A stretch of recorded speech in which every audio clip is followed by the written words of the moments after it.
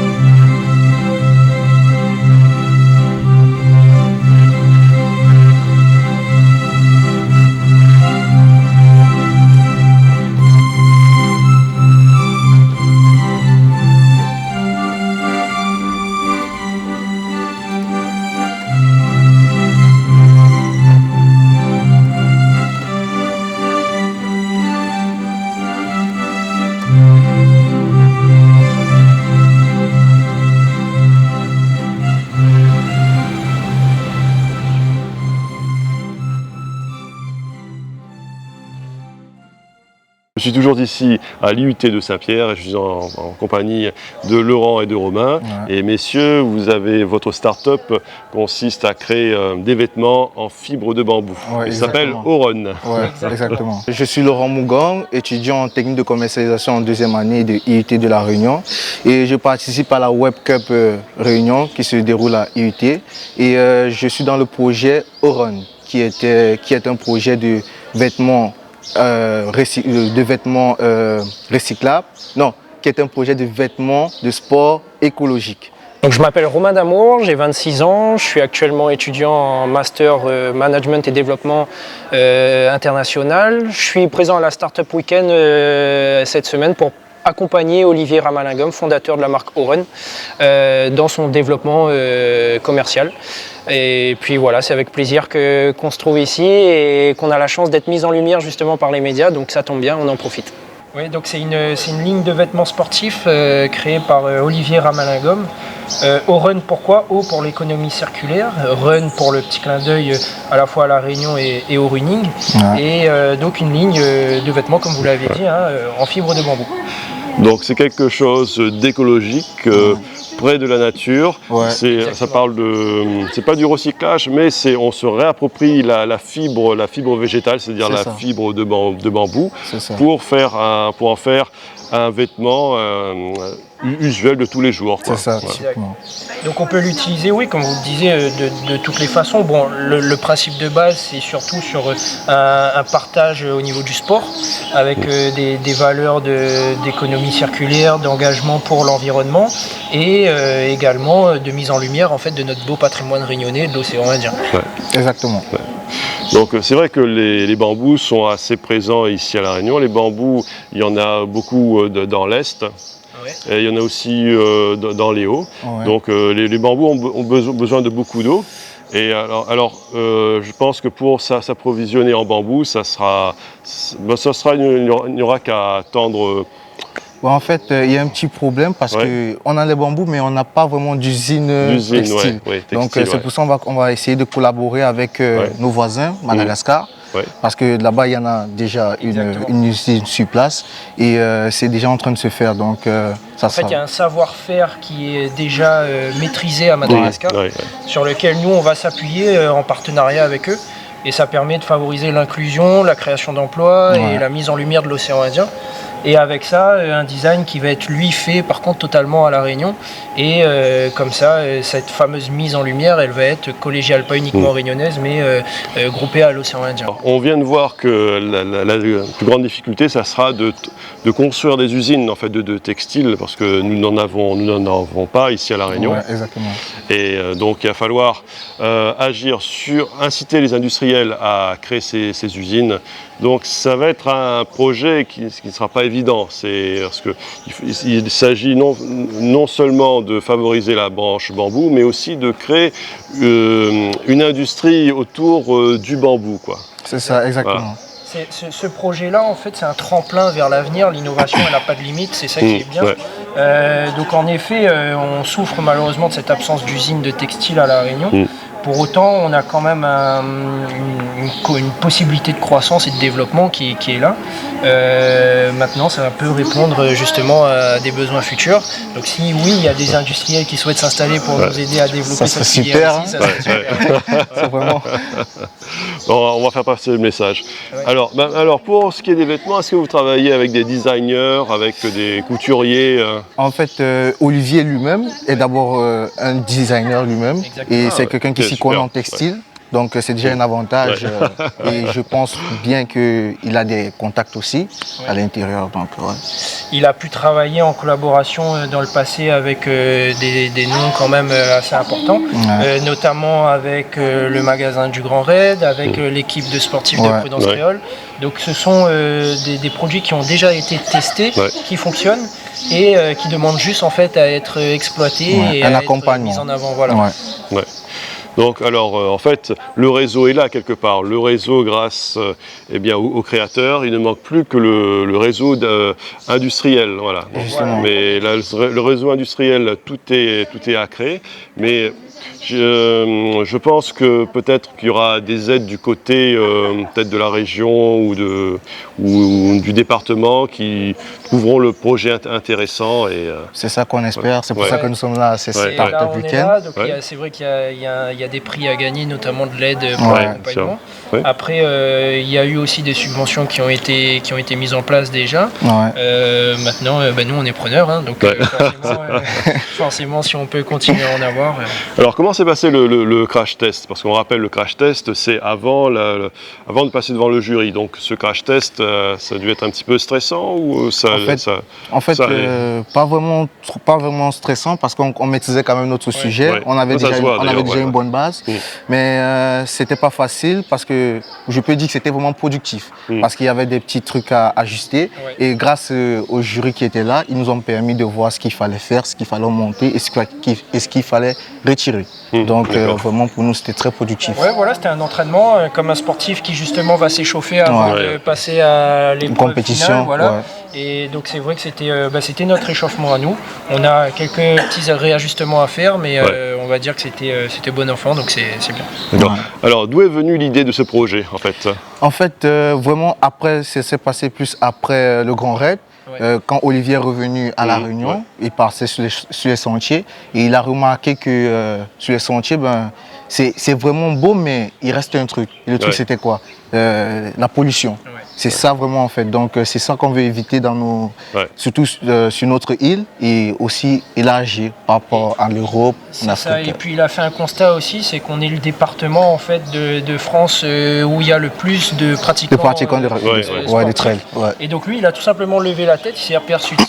Il a fait ce deuxième constat avec la pollution dans un premier temps et le deuxième constat des pratiquants sportifs et il s'est dit il y a quelque chose à faire. J'ai envie de participer à ça et il s'est dit je vais créer une ligne de textile sportif qui va un petit peu contrebalancer tous les a priori sur le textile, puisque c'est l'une des industries qui pollue le plus au monde. Et lui, il s'est dit, non, moi je vais combattre tout ça. Je vais faire une ligne de vêtements de sport qui répond aux besoins de l'environnement, tout en répondant aux besoins des sportifs. Et ça fonctionne plutôt bien pour l'instant. Alors là, vous avez soulevé un point qui est très important, c'est que l'industrie textile est l'industrie qui pollue le plus au monde. Justement, c'est très paradoxal, parce que vous voulez contrebalancer cette pollution grâce à l'apport végétal de la fibre de bambou. Exactement. Alors, est-ce qu'on peut s'intéresser à la composition de cette fibre? Parce que j'imagine qu'elle doit être, ça doit être élastique, les t-shirts puisque le bambou est lui-même une fibre qui, les échafaudages en bambou, ce sont des échafaudages les plus costauds au monde. D'ailleurs, on le voit à Hong Kong et tout ça. Ce sont des échafaudages qui arrivent à s'adapter à la force du vent, qui sont assez flexibles. Au niveau textile, on va retrouver les caractéristiques premières du bambou. C'est-à-dire que le bambou a une forte capacité d'absorption et c'est ce qui va permettre, notamment nous à nos t-shirts, d'absorber rapidement la transpiration. Il a également une faculté antibactérienne, ce qui fait qu'on sait que dans la transpiration, on émet des bactéries lorsqu'on transpire et c'est ça qui va créer les mauvaises odeurs de transpiration. Et lui, le bambou, il va lutter contre ça. Et puis, il va avoir également une protection contre les UV à hauteur de 30%, donc une protection naturelle. Et ces caractéristiques naturelles que l'on retrouve donc chez le bambou, que ce soit en bâtiment ou autre, on peut le transposer à la fois maintenant sur le textile. Et c'est ça qui est bien. Maintenant, la transformation en elle-même, c'est un produit qui va être écrasé, qui va nécessiter de l'eau. Un certain petit traitement, mais qui reste nettement moins polluant et beaucoup plus écologique que l'industrie textile classique. Et qui va permettre en fait de contrebalancer justement ces idées reçues sur l'industrie textile. D'ailleurs, ce qui est intéressant, c'est que ce qui a déclenché ce projet, j'ai l'impression que c'est le Grand Raid, puisque c'est autour du Grand Raid que les idées se sont agglomérées, et autour de la transpiration, de l'action du corps sur le tissu, sur le textile. Donc c'est ça qui a créé le déclic en fait. Donc c'est le Grand Raid ici à La Réunion qui a fait prendre conscience aux créateurs qu'il fallait un tissu adapté aux sportifs, mais pas que, mais en même temps écologique, quelque chose qui n'entre pas vraiment dans les canons de l'industrie textile. Exactement. Voilà, quand je veux dire par là, c'est que l'industrie textile, vous venez de le dire, c'est l'industrie qui pollue le plus au monde. Et là, justement, ce projet va permettre de résoudre ce problème de pollution, en fait. C'est ça. Comme on dit en créole, TH, il coupe gros bois. Ça pour l'instant, c'est encore une petite entité. Mais on espère qu'elle va faire le gros bois à la fin. Voilà, Tilamp, nous arrive. Comme on dit dans le Grand Raid, c'est tipa, on arrive à la redoute. Et nous, on veut contribuer à ça. Voilà. Allez, c'est un beau largue pas. Messieurs, je vous remercie. Merci à vous. Merci à vous. Je suis en présence de monsieur Viramalin Ngom. Et monsieur, vous êtes le créateur de la marque Oren qu'on vient de voir justement. Là. Bonjour, je m'appelle Louis Viramalin Ngom. Donc je suis réunionnais d'origine. J'ai fait ma carrière en métropole et j'ai avec grand plaisir, j'ai eu le bonheur de revenir ici pour créer cette marque Oren qui va, j'espère, pouvoir faire rayonner la Réunion dans d'autres pays du globe. Et puis avec une connotation écologique et éco-responsable. Voilà. Et c'est une marque qui est révolutionnaire à partir de fibres de bambou. Et ce qui est intéressant de savoir, c'est où elle a été distribuée déjà. D'accord. Alors, elle a été distribuée à plusieurs endroits. Donc en premier lieu, on a fait 3 collections pour la boutique du Grand Raid. Donc en 2018, 2019 et 2020. Qui ont très bien marché. On a fait une belle collaboration. On a équipé l'équipe Prudence Créole. Pour équiper les sportifs qui participaient à l'édition du Grand Raid. On a aussi fait une collection pour Kelonia. La collection Kelonia elle était plutôt axée sur des vêtements anti-UV pour la protection des enfants. J'imagine déjà de magnifiques gravures de tortues et tout ça. Tout à fait, c'est exactement ça. Vraiment très coloré. On était rentré vraiment dans le détail et on avait vraiment mis en valeur les tortues. C'est très joli. On avait fait un joli graphique bien coloré pour. Alors tout ça me rappelle les Beaux-Arts parce que moi j'ai fait les Beaux-Arts du Port et on faisait à l'époque des sérigraphies sur les t-shirts et tout ça. On faisait des dessins style Alice au Pays des Merveilles. C'était très amusant.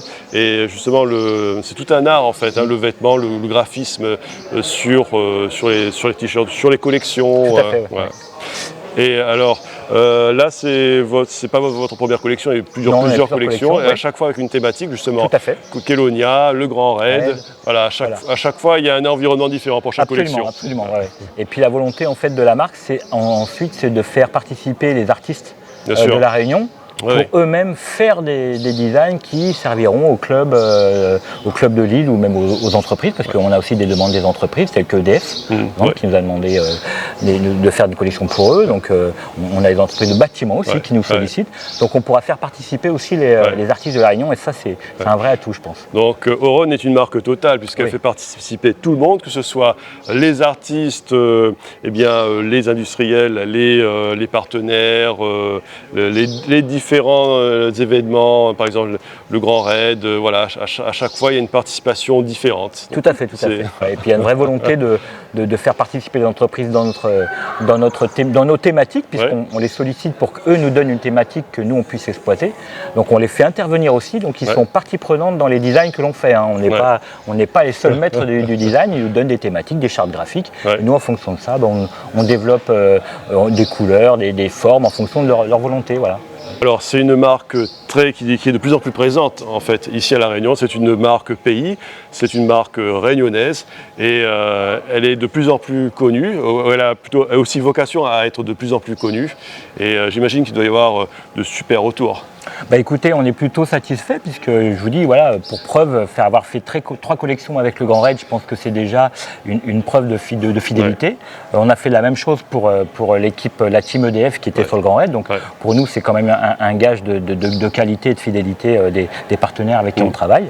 Et puis aujourd'hui, ça s'étend un petit peu puisqu'on a des demandes qui sont un peu différentes, qui viennent d'autres sports, puisque la thématique qui départ, c'était le sport plutôt le running. Et là, on a d'autres demandes, donc c'est plutôt encourageant. Oui, on était parti du Grand Raid et maintenant l'éventail des sports est en train de s'enrichir.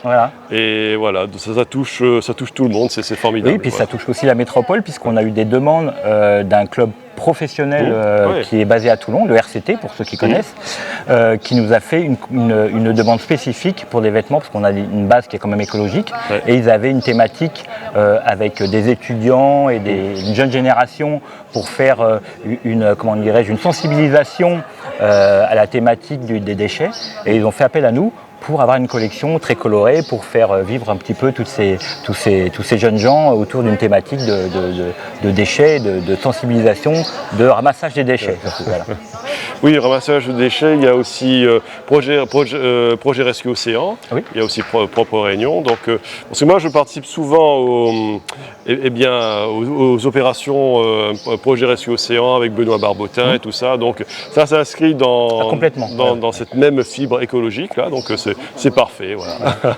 Alors Oron, c'est une marque proche des Réunionnais, faite par un Réunionnais. Alors c'est une marque pays et c'est une marque qui a vocation à être de plus en plus connue partout dans tous les milieux. Voilà. Absolument. Voilà. Et donc, monsieur, je vous remercie. C'est moi, merci. J'espère que cette émission sur le Startup Weekend vous a été utile et nous souhaitons bonne chance pour l'avenir pour Olivier Ramalingom qui d'ailleurs a obtenu la 2e place à ce concours. Et à bientôt pour un prochain numéro de Sous la Marangue. À très bientôt.